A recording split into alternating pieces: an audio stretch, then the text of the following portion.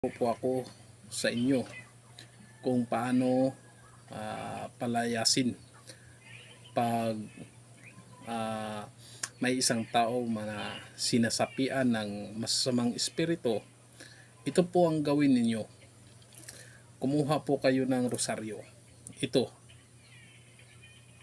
pong rosaryo na ito, yung palaging ginagamit na dinasalan ng rosaryo, gamitin po ninyo ito sa panglaya sa mga demonyo, masasamang espiritu nakasapi sa katawan ng tao. Karamihan sa eskwelahan, yung mga estudyante, at saka yung iba sa bahay. Pag kayo ay malayo sa simbahan, walang pari, yung walang mga manggagamot, malayo, ito lang gawin ninyo.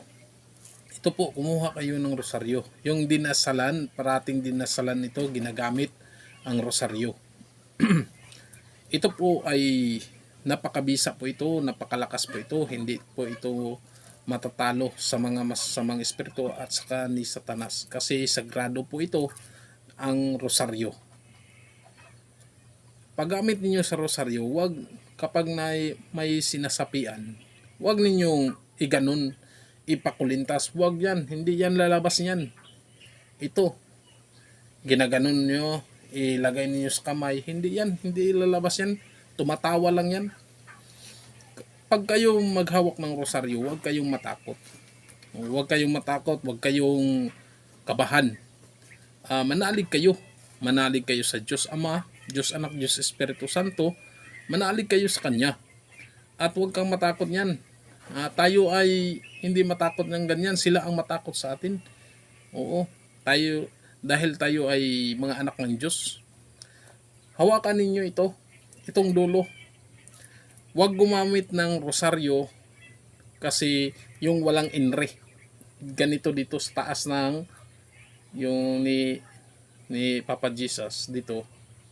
Yung inre, tingnan ninyo yung rosaryo na may inre.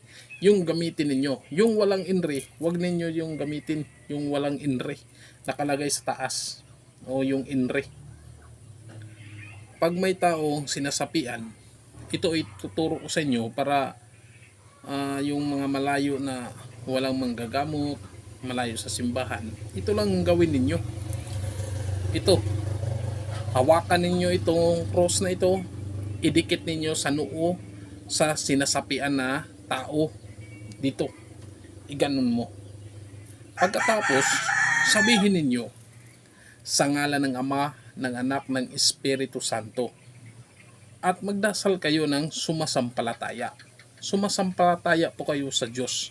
Sumasampalataya ko sa iisang Diyos na makapangyarihan sa lahat, na may gawa ng langit at lupa. Sumasampalataya ko kay Hesukristo na iisang anak ng Diyos. Pagkatapos dun, sabihin ninyo, inuutosan kita sa ngalan ng Diyos Ama, Diyos Anak, Diyos Espiritu Santo, umalis ka. Yan. Aalis at aalis yan. At hindi na yan babalik pa. At pagka bukas, pasimbahin mo yung nasapian. Ipa-blessing mo sa pari para hindi na makabalik yung masasamang espiritu o diablo o si Satanas man. Ito po ay napakatindi. Marami po itong magagamit.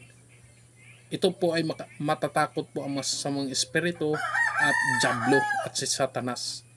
Ito po ay sobrang makapangyarihan po ito.